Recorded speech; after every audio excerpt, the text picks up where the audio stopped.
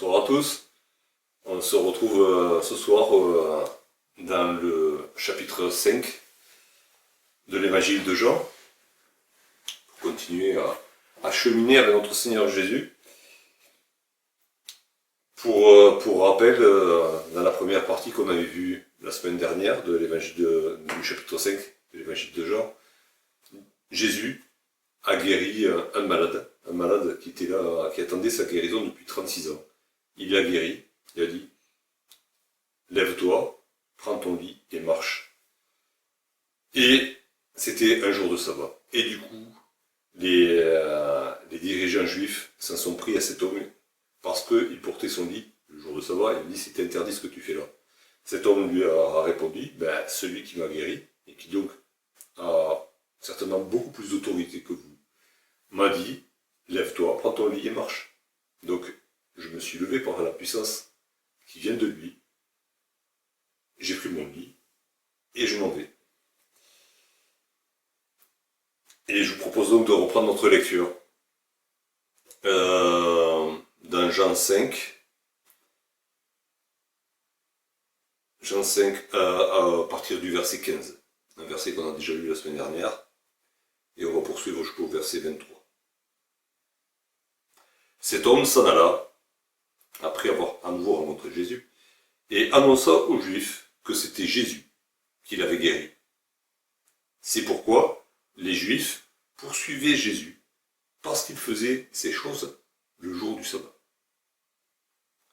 Jésus leur répondit, « Mon Père agit jusqu'à présent.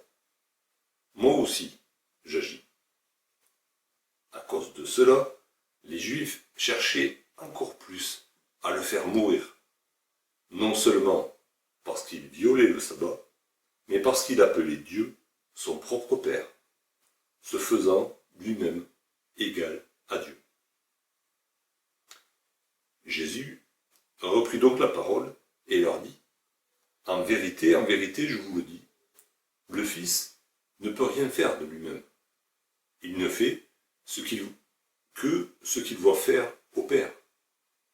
Et tout ce que le Père a fait, le Fils aussi le fait pareillement.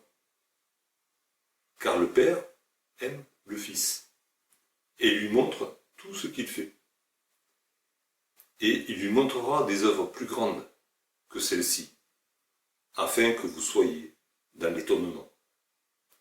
Car, comme le Père ressuscite les morts et donne la vie, ainsi, le Fils donne la vie à qui il veut.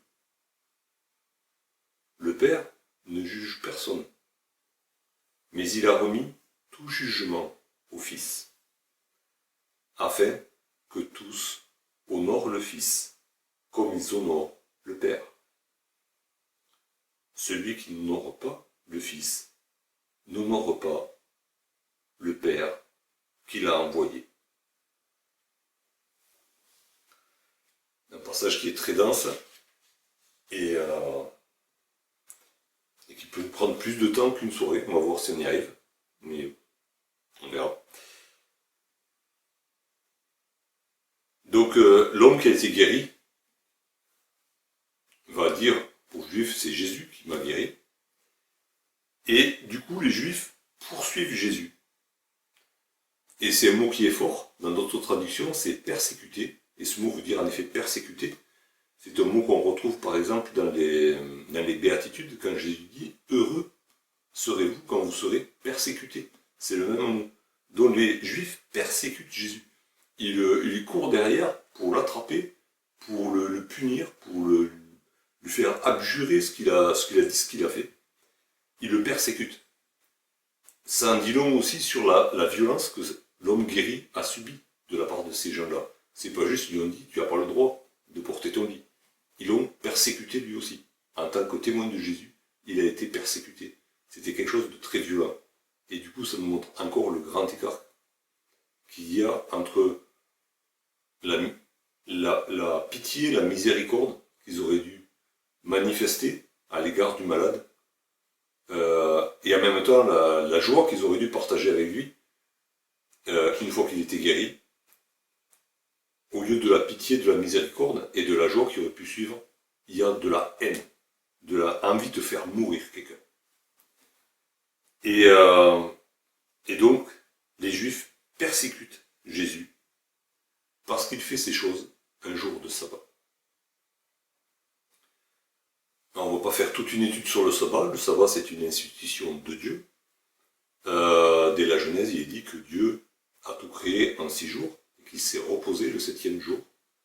Il l'a mis à part, il l'a sanctifié et il a demandé à son peuple de faire de même. Et la loi concernant le sabbat était très stricte. Et dans le livre des Nombres, au chapitre 15, il est question d'un homme qui a été surpris en train de ramasser du bois un jour de sabbat. Et cet homme-là a été mis à mort.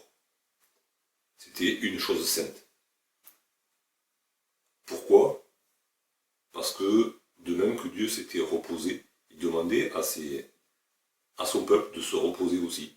Non pas pour le plaisir de rien faire, mais pour le plaisir d'être tout entier à son Dieu, de prendre du temps avec Dieu, le temps pour le remercier, le temps pour mieux le connaître. C'était aussi un temps, en ne faisant rien, qui peuvent enrichir, qui puissent assurer le bien-être. C'était aussi une manière de montrer sa confiance, sa foi en Dieu qui pourvoit pour tout. Et donc c'était une chose sainte à respecter. Et c'est un commandement qui est rappelé à plusieurs reprises dans la parole de Dieu. L'épître aux Hébreux nous montre tout de même que c'était comme le reste, les ombres des choses à venir qui sont parfaites. Et qu'il y a un repos sabbatique qui est réservé pour ceux qui se sont confiés à Jésus-Christ. Un vrai repos. Le sabbat tel qu'il était n'était pas le vrai repos. Il y avait, de même que l'entrée dans la terre promise n'était pas le vrai repos. On voit ça dans Hébreux au chapitre 4. Mais il y a un vrai repos pour celui qui croit en Jésus-Christ.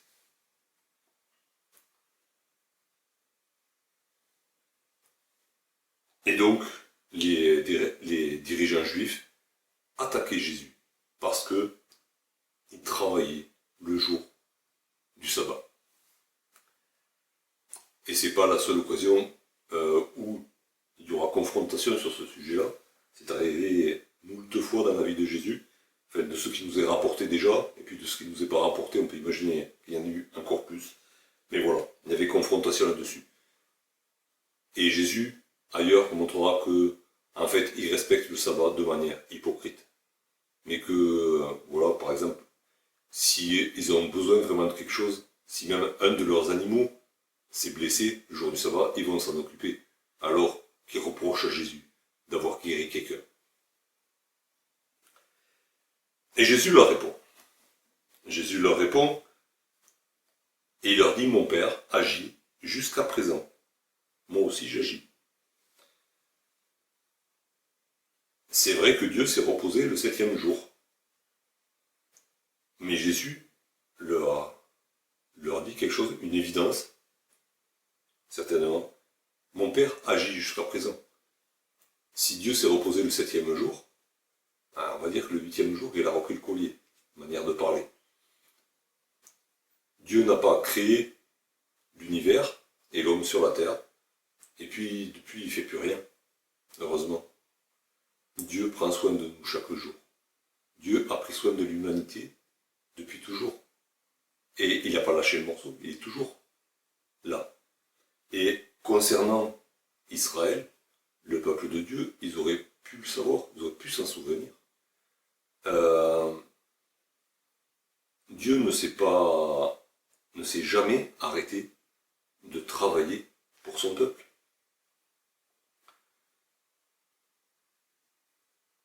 Il y a Néhémie, dans sa prière, il se souvient que Dieu a pris soin de son peuple pendant 40 ans.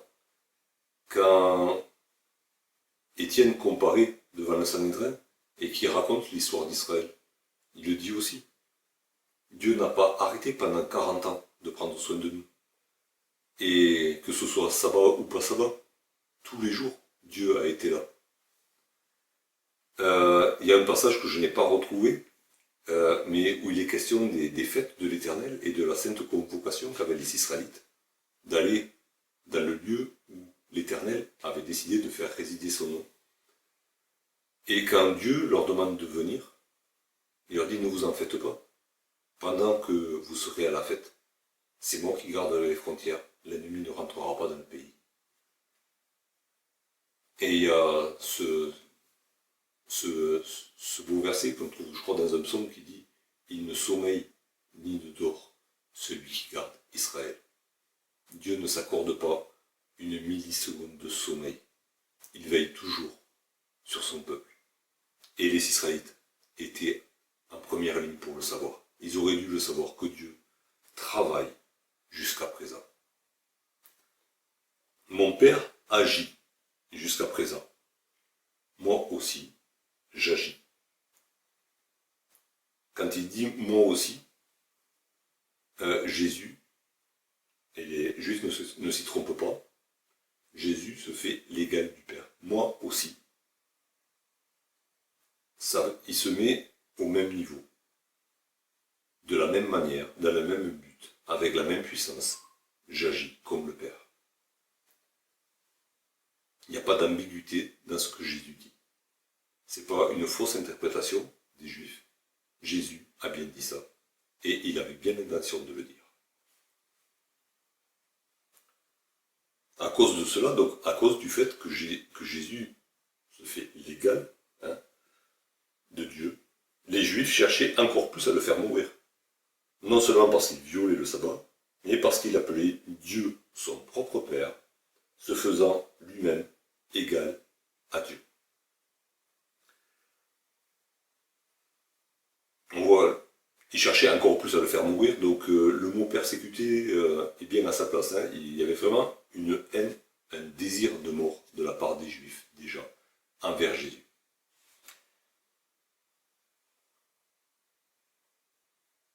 Alors, il l'accuse de violer le sabbat.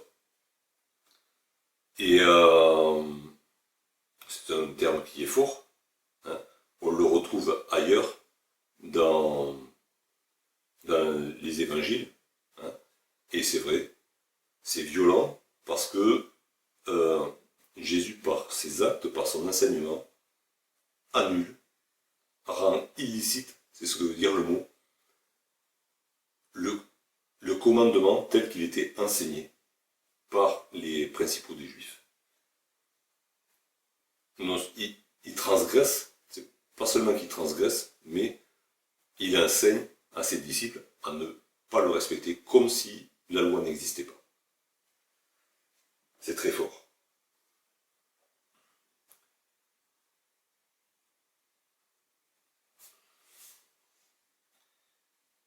Et il appelle Dieu son Père.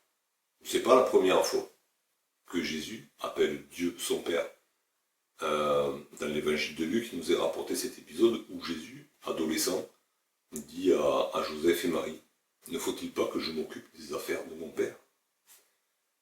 Quand Jésus est allé au temple, quelques mois auparavant, et qu'il a fait le ménage dans la cour des étrangers, il a dit, ne faites pas de la maison de mon Père une caverne de voleurs. Donc, c'est pas la première fois que Jésus emploie ce terme. Sauf que là, c'est dans un contexte un petit peu différent, et là, ça choque. Et là, ça choque parce que les Juifs comprennent très bien ce qu'il veut dire. C'est pas quelque chose qui est étranger à l'enseignement qu'ils ont reçu. Dans la loi et les prophètes, comme Jésus leur rappellera, il est question de lui, qui donne la vie. Il est question du Messie qui doit venir.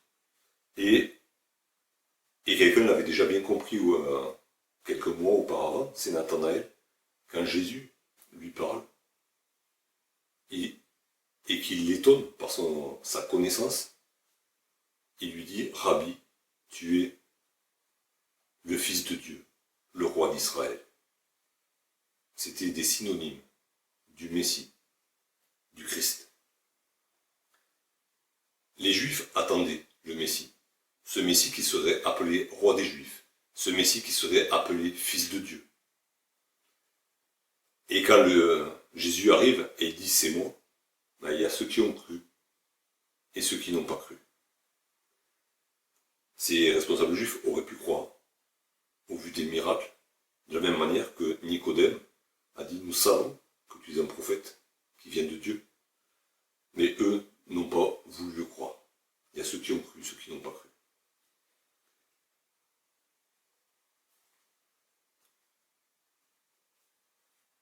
Et par contre, là, ce que Jésus dit, ces paroles, elles ont été très bien comprises. Sauf qu'elles n'ont pas été reçues. Et donc, il dit, les Juifs disent, il se fait l'égal de Dieu. Et le mot qui est utilisé là en grec, c'est isos. Hein, c'est le même mot qu'on retrouve, la racine qu'on trouve dans, par exemple, dans le triangle isocèle. Un triangle isocèle, c'est un triangle qui a deux côtés parfaitement égaux. Et qu'il faut le même angle avec le troisième côté, rien ne peut les différencier. Ils sont exactement pareils. Et c'est ce que Jésus dit, je suis. Non pas l'égal, mais je suis comme le Père. Pas égal, on va le voir pourquoi. Pas égal, mais en fait si, égal quand même. Et c'est là que on commence à se faire des nœuds au cerveau. Jésus reprit donc la parole devant ces Juifs qui sont choqués. Il leur dit, en vérité, je vous le dis, le Fils ne peut rien faire de lui-même. Il ne fait que ce qu'il doit faire au Père. Et tout ce que le Père a fait, le Fils aussi le fait pareillement.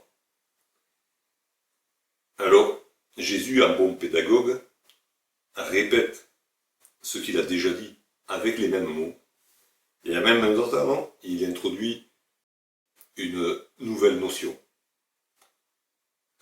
Et il monte au degré supérieur de difficulté aussi en même temps.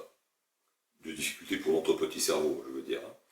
Mais voilà. Alors, le Fils aussi le fait pareillement. Encore une fois, tout ce que le Père a fait, le Fils le fait. Avec la même motivation, le même but, la même manière, la même puissance. Pareillement. Pareillement, là, c'est un autre mot qui veut dire, comme isos tout à l'heure, c'est homo. Une racine grecque qu'on retrouve dans homonyme, par exemple. Un homonyme, des homonymes, c'est deux mots qui veulent dire exactement la même chose. Ou très près, mais souvent exactement. On a par exemple déguster et savourer. D'accord? On met quelque chose dans la bouche, on se régale de l'avoir en bouche. On étudie tous les parfums, toutes les saveurs que nous donne cet aliment. Il y a cette notion de se nourrir, de plaisir. Déguster et savourer, c'est pareil. C'est des homonymes. Et d'une certaine manière, Jésus dit, le Fils, c'est l'homonyme du Père. C'est même pas tel Père, tel Fils. C'est un proverbe qui est valable un petit peu à vue humaine parfois. Mais on sait très bien qu'il y a toujours quand même une différence entre le Père et le Fils. Au moins une différence d'âge. Là, c'est une similitude. C'est pareillement. Donc il a repris ce qu'il avait dit auparavant. Et il introduit autre chose. Le Fils ne peut rien faire de lui-même. Il ne fait que ce qu'il doit faire au Père. Et là, il y a une dépendance du Fils envers le Père. Même si le Fils a le même pouvoir que le Père. Il y a une préséance. Il y a le Père passe devant, mais le Fils le suit de près. Et le Fils est dépendant du Père. Le Fils, en tant que Fils de Dieu, mais Fils de l'homme aussi, Jésus, a toujours été dépendant du Père. Jésus sur la terre était dépendant de son Père dans les cieux, pour toutes choses, même pour ce qu'il devait faire. Même s'il savait ce qu'il venait faire sur la terre, même s'il savait comment le faire, il priait le Père pour marcher exactement où il devait marcher. Et jusqu'à la fin, non pas ma volonté, mais la tienne.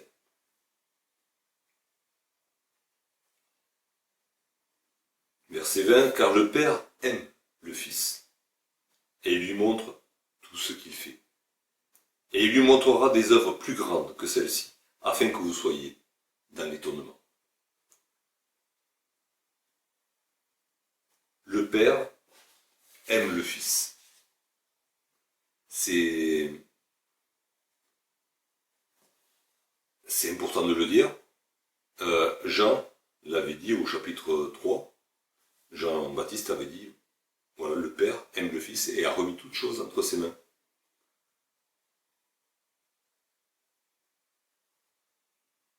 Un petit retour en arrière. J'ai oublié quand même de rappeler quelque chose. Quand il dit que le Fils ne peut faire que ce qu'il doit faire au Père, ça nous rappelle aussi Jean, au chapitre 1er, quand Jean nous dit « Personne n'a jamais vu Dieu, si ce n'est le Fils. » Mais le Fils l'a vu parfaitement. Il a vu tout ce qu'a fait le Père. Forcément, il était là avec lui, dès le commencement. Et c'est par lui que les choses ont été faites. La parole était avec Dieu, la parole était Dieu. Rien de ce qui a été fait n'a été fait sans elle. Tout ce qui a été fait par elle.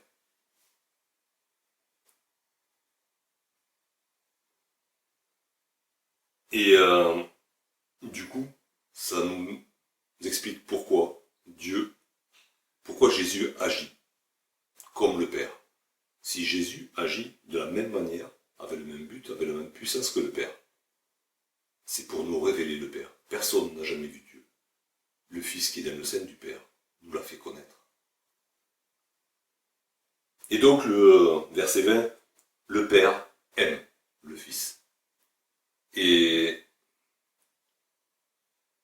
c'est bon de le savoir, et ça nous éclaire sur la relation qu'il y a entre le Père et le Fils.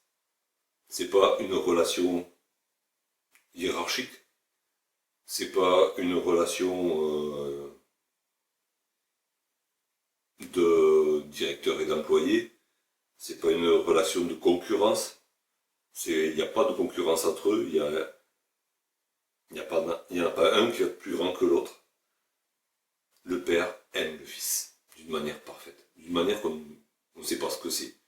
C'est un amour parfait, inconditionnel et éternel. Depuis toujours, tout l'amour du Père a été déversé sur le Fils. Et plus loin, on entend aussi le Fils qui dit « J'aime le Père ». Et donc c'est vraiment une relation d'égal à égal. Il n'y a pas de subordination. Même si le Fils, se soumet au Père en tant que Fils de l'homme, en tant qu'incarnation. Il n'y a pas de concurrence entre eux. Il y a un amour parfait.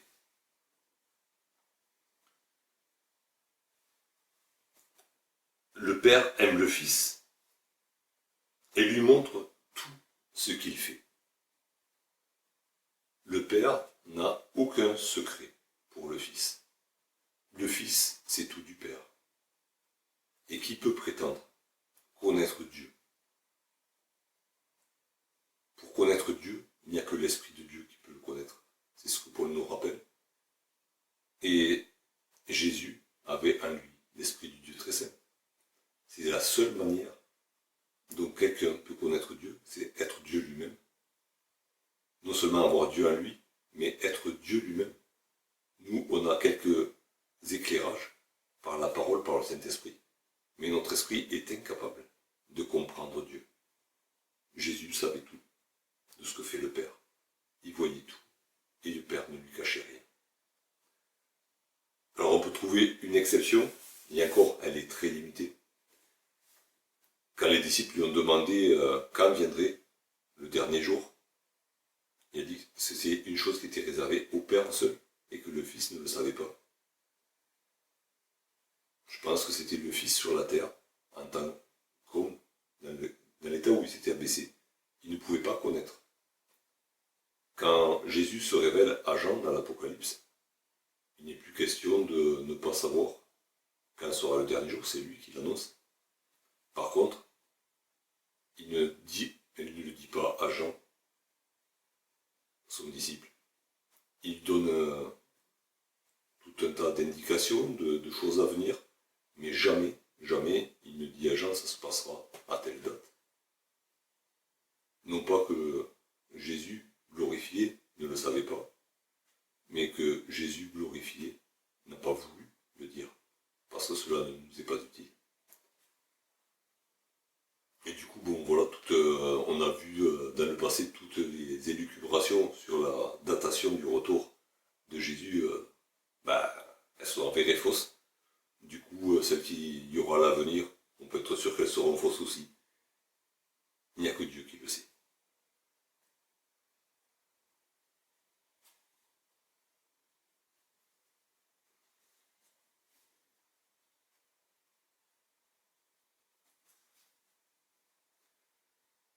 Et Jésus leur dit, ben voilà, vous avez vu quelque chose d'étonnant aujourd'hui, un homme malade depuis 36 ans, qui a été guéri. Mais mon Père vous fera voir de plus grandes œuvres que celles-ci, afin que vous soyez dans l'étonnement, l'admiration. Et le but de toutes les œuvres de Jésus, de l'œuvre de Dieu, c'est de nous amener tous à l'admiration, à l'adoration. Et qu'on le veuille ou pas, un jour, tous se retrouveront à genoux. C'est ce passage que j'aime à citer souvent ces derniers temps, et c'est dans Philippiens 2. Jésus s'est abaissé, mais Dieu l'a souverainement élevé, lui a donné le nom qui est au-dessus de tout nom, afin qu'au nom de Jésus, tout genou fléchisse, et que tous reconnaissent que Jésus-Christ est Seigneur, à la gloire de Dieu le Père. Donc, le Père va faire encore des œuvres beaucoup plus grandes. Et dès le verset 21, il est question de résurrection. Et Jésus sera ressuscité par le Père. Jésus sera crucifié, Jésus mourra sur la croix, Jésus sera mis au tombeau, et le troisième jour, il ressuscitera. C'est Dieu qui le ressuscitera. Et c'est le sujet de notre adoration aussi. Le Christ ressuscité.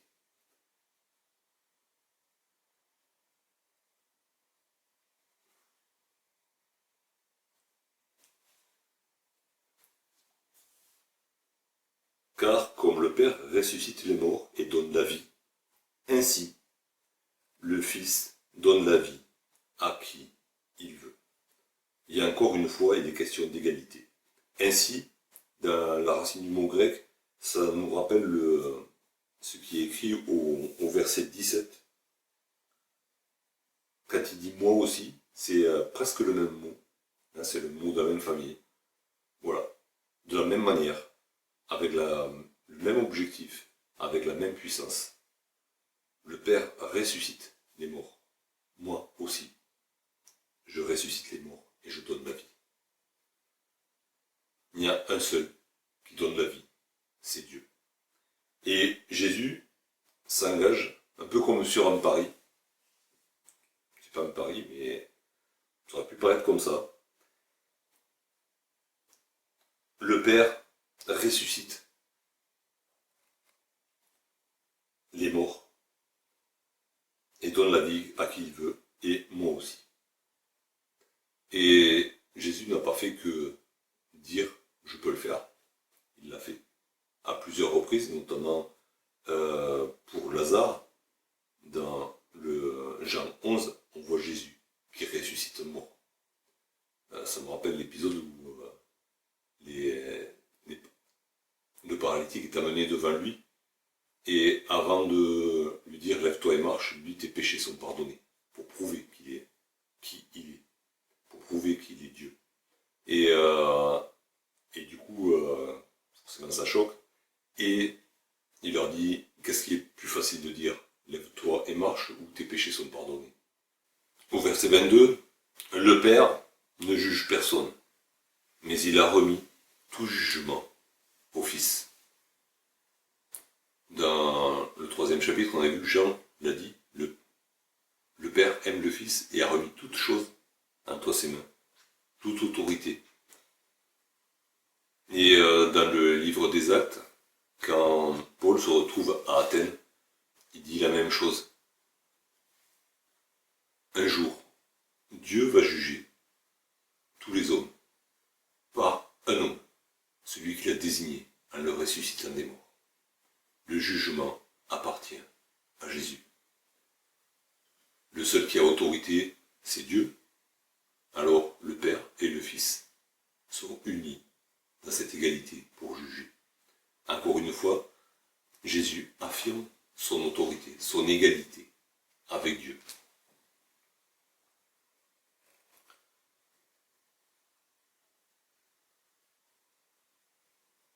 Ne vous étonnez pas. Non,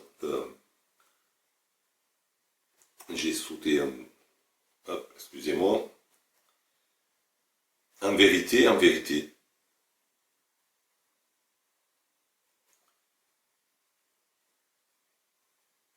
voilà. Alors, donc, le Père ne juge personne, mais il a remis tout jugement au Fils, afin que tous honorent le Fils,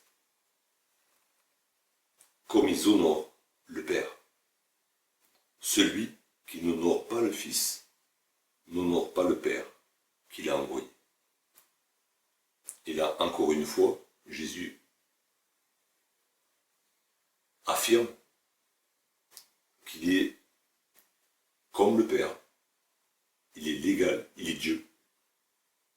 Il mérite d'être honoré comme le Père. Et si on rejette le Fils, en fait, on rejette le Père. Et c'est ce qu'il envoie directement dans la figure de ces Juifs. En fait, vous me rejetez parce que vous rejetez le Père. Vous me rejetez parce que vous rejetez la parole de Dieu. Vous me rejetez parce que vous faites ce qui est mal aux yeux de Dieu. Vous ne m'écoutez pas parce que, comme vos ancêtres, vous n'écoutez pas la loi de Dieu. Vous vous dites les défenseurs de la loi de Dieu, mais vous êtes ennemis de Dieu. Et il y a tout un passage où il leur démontre que dans leur manière d'appliquer la loi, en fait, ils vont contre la loi. Ils font semblant de respecter la lettre de la loi, mais ils rejettent l'esprit de la loi, ils rejettent la volonté de Dieu. On va s'arrêter là pour aujourd'hui. Juste un petit rappel et mise à quelque chose qui peut nous servir dans nos discussions avec les uns et les autres par rapport à cette idée de fils de Dieu. Déjà, j'en ai parlé tout à l'heure, c'était pas quelque chose qui aurait dû choquer ces principaux des Juifs, puisque tout l'Ancien Testament nous parle de ce Messie qui doit venir, de ce Messie qui sera appelé fils de Dieu, roi d'Israël.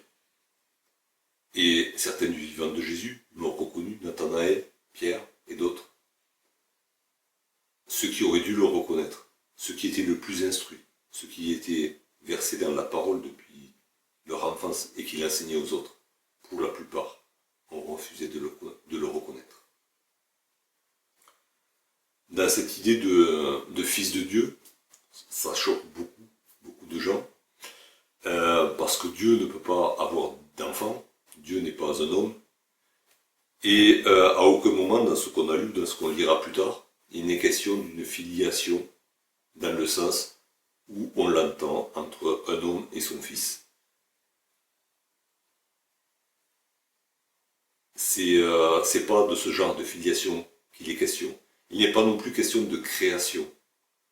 Il est question de Dieu qui a créé les anges, mais quand il parle du Fils, il dit « je t'ai engendré ».